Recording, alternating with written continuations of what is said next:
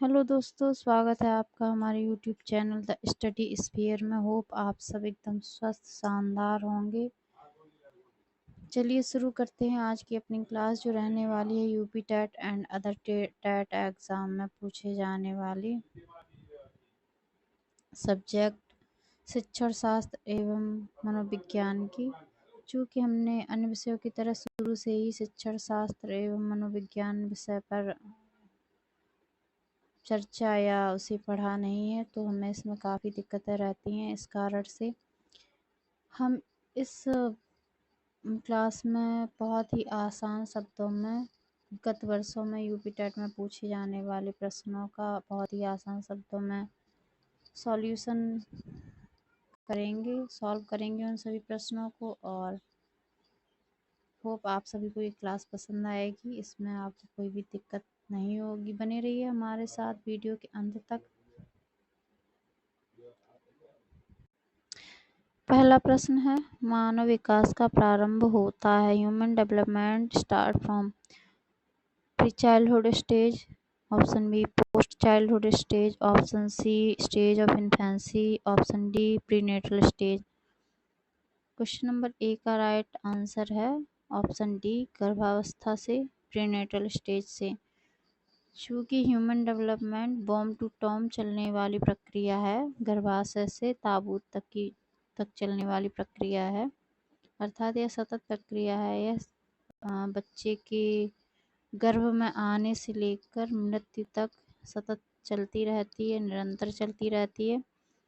Human development की 5 अवस्थाएं हैं। प्रीनेटल स्टेज गर्भावस्था, गर्भाधान से जन्म तक, इन्फेंसी स्टेज शैशवावस्था जन्म से 3 वर्ष की आयु तक, चाइल्डहुड स्टेज बाल्यावस्था 4थे वर्ष से 12 वर्ष की आयु तक, एडोलसेंस स्टेज किशोरावस्था 13 वर्ष से 17 वर्ष तक की, और एडल्टहुड स्टेज है 5वीं वयस्कावस्था 18 वर्ष से लेकर मृत्यु तक। बढ़ते हैं नेक्स्ट क्वेश्चन की ओर। Question number 2, the condition of learning पुस्तक के लेखक हैं। The condition of learning book is written by B.F. Skinner, R.M. Gagne, I.P. Pavlov, E.L. Thorndike. Question number 2 का राइट आंसर है option B, R.M. Gagne. R.M. Gagne ने the condition of learning पुस्तक को लिखा है।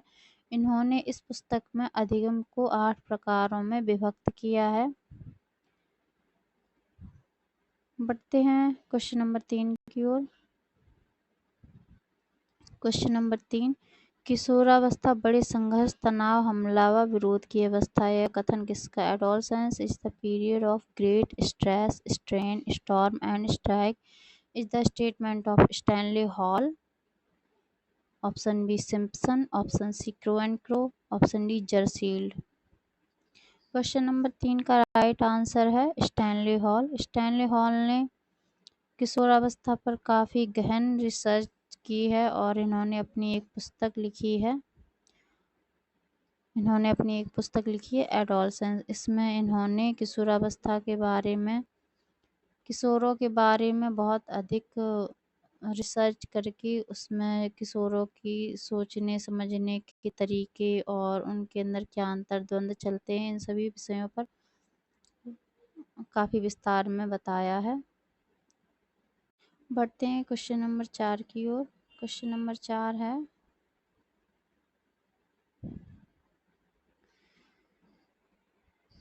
सूक्ष्म शिक्षण के भारतीय प्रतिमान में कुल कितना समय लगता है? Total time taken in Indian model of micro teaching is 40 minutes, 45 minute, 30 minutes, 36 minutes.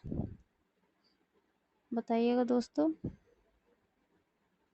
Question number 4 का राइट आंसर है ऑप्शन डी, 36 मिनट का समय लगता है माइक्रो टीचिंग में।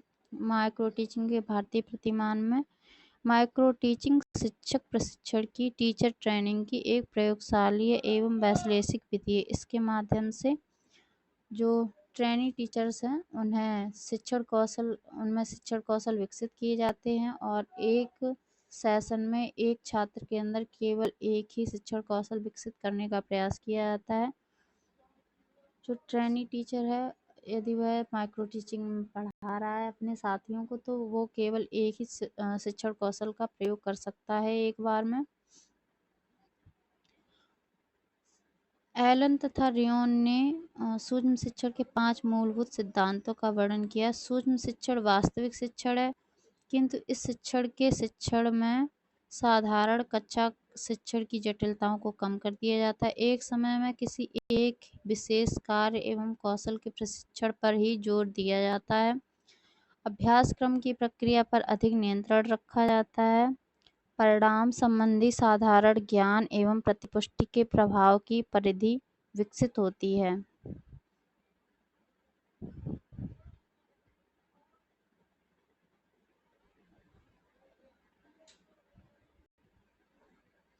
माफ कीजिएगा दोस्तों। बढ़ते हैं क्वेश्चन नंबर 5 की ओर। क्वेश्चन नंबर 5 है, सीखने का पठार सीखने की प्रक्रिया के मुख्य अभिलक्षण हैं जो उस स्थिति को प्रकट करते हैं जिनमें सीखने की प्रक्रिया में कोई उन्नति नहीं होती है। यह कथन किसका है? Plateaus of learning are characteristic feature of the learning process, indicating a period where no improvement in performance is made. Who said this? Option A Hollingworth, option B Ross, option C Skinner, option D Gates व अन्य। Question number 5 का right answer है gets व अन्य। सीखने का पठार सीखने की प्रक्रिया के मुख्य अभिलक्षण हैं जो उस स्थिति को प्रकट करते हैं जिसमें सीखने की प्रक्रिया में कोई उन्नति नहीं होती है। कथन गेट्स व अन्य का है। सीखने के पठार वे हैं जब कोई छात्र सीखते हुए किसी कारणवश उसके सीखने में कमी आ जाती है या सीखना रुक जाता है, उस समय सीखने के पठार बनते हैं। सीखने के पठार एक ग्राफ के द्वारा प्रदर्शित किए जाते हैं। बढ़ते हैं क्वेश्चन नंबर 6 की ओर। क्वेश्चन नंबर 6 है, यदि शिक्षक कक्षा में एक छात्र को समस्यात्मक बालक के रूप में पाता है तो उसे क्या करना चाहिए? If a teacher find a problematic child in the class, what should he does? Option A ignore the child, बच्चे को नज़रअंदाज कर देना चाहिए। Option B provide counselling to the child, बच्चे को परामर्श देना चाहिए। ऑप्शन सी तत्काल घर वापस कर देना चाहिए। Send the child back to home immediately. Option D बच्चे को दंड देना चाहिए, punish the child. Question number 6 का राइट आंसर है ऑप्शन बी बच्चे को परामर्श देना चाहिए। चूँकि ये प्रश्न शिक्षक के सोचने समझने की परख को पहचानने के ऊपर बेस्ड है, अतः इस प्रकार के प्रश्नों को हम अपने आइडियोलॉजी के द्वारा ही, अपने सोचने समझने की क्षमता के द्वारा ही सॉल्व कर सकते हैं। इसके लिए कोई थ्योरी वगैरह नहीं होती है। सीटेट में इस प्रकार के प्रश्न अत्यधिक पूछे जाते हैं। इसमें अपनी एक सोच विकसित करनी पड़ती है कि जो छात्र है उसे टीचर एक परामर्श और सुविधादाता के रूप में ही मिलना चाहिए। अतः option B is right answer. Question number बढ़ते हैं क्वेश्चन नंबर 7 की ओर। क्वेश्चन नंबर 7 है, पाठ्य सहगामी क्रियाएं मुख्यतः संबंधित हैं। Co curricular activities are mostly related to. Option A छात्रों के सर्वांगीण विकास से। ऑप्शन बी छात्रों के वृत्तिक विकास प्रोफेशनल डेवलपमेंट से। ऑप्शन सी छात्रों के मानसिक मेंटल डेवलपमेंट से। ऑप्शन डी शैक्षिक संस्थानों के विकास से। को करिकुलर एक्टिविटीज छात्रों के सर्वांगीण विकास से संबंधित होती हैं, अतः option A is the right answer. को करिकुलर एक्टिविटीज होती क्या है? को करिकुलर एक्टिविटीज होती तो स्कूल के अंदर ही है, परंतु वो पढ़ाई से पूर्णतः संबंधित नहीं होती। जैसे कि किसी छात्र में कोई स्किल है उसे निखारना, आर्ट बनाना, ड्राइंग करना, क्ले वगैरह से कुछ बनाना। और अगर स्कूल में कोई फंक्शन है तो बच्चे का उसमें पार्टिसिपेट करना, सिंगिंग करना, डांस करना, खेलना इत्यादि, ये सारी क्रियाएं को करिकुलर एक्टिविटीज़ के अंतर्गत आती हैं तथा ऑप्शन ए सही उत्तर है। बढ़ते हैं क्वेश्चन नंबर 8 की ओर। निम्न में से किसने अधिगम सिद्धांत का प्रतिपादन नहीं किया है? Who of the following has not propounded the learning theory? Option A Skinner, option B BS Bloom, option C Thorndike, option D Kohler.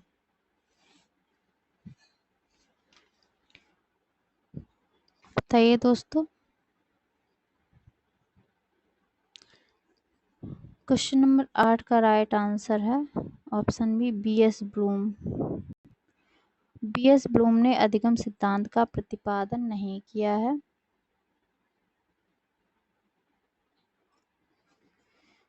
Skinner ने भी किया है और थॉर्नडाइक ने भी किया, कोहलर ने भी किया। कोहलर गेस्टाल्ट वाद से संबंधित हैं।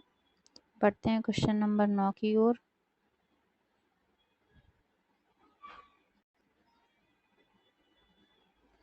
क्वेश्चन नंबर 9 है, शिक्षा में अवरोधन का तात्पर्य है। Meaning of stagnation in education is. Option A बालक का विद्यालय ना जाना, not going to school by the child. Option B बालक द्वारा विद्यालय छोड़ देना, leave the school by the child. Option C किसी बालक का 1 वर्ष से अधिक समय तक एक ही कक्षा में रहना, retention of a child in the same class for more than 1 year.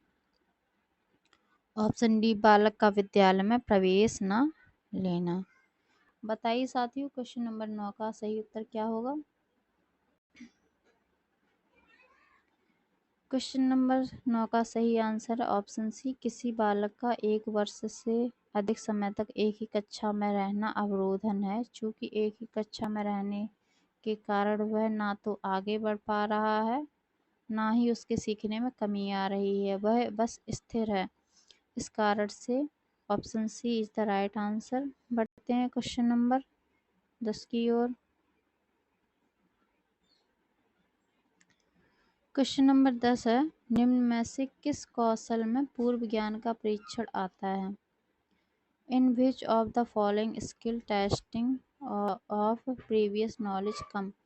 Option A प्रस्तावना कौशल, skill of introduction. Option B समापन कौशल, skill of closure. Option C प्रदर्शन कौशल, स्किल ऑफ डेमोन्स्ट्रेशन।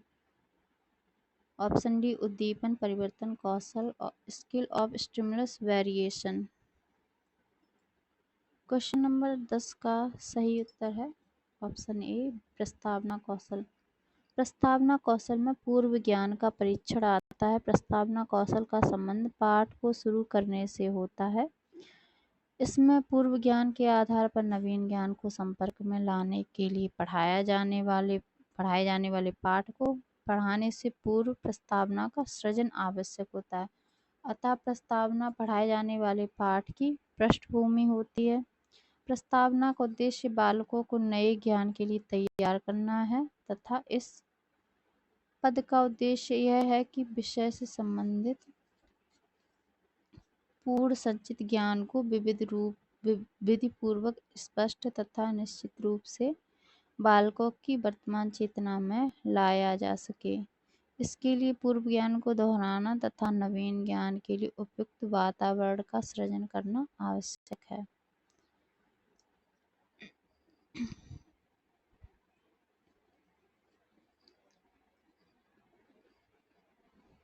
होप आप सभी को आज की क्लास पसंद आई होगी। साथियों, ये प्रश्न आपको आगामी यूपी टेट 2026 की परीक्षा में बहुत ज़्यादा हेल्प करेंगे, क्योंकि ये प्रीवियस ईयर क्वेश्चंस ही हैं। आपको ये वीडियो पसंद आया हो तो वीडियो को लाइक व चैनल को सब्सक्राइब कीजिए, ताकि आप हमसे ऐसे ही जुड़े रहें और आगे बढ़ते रहें, सीखते रहें। Stay tuned, like and subscribe.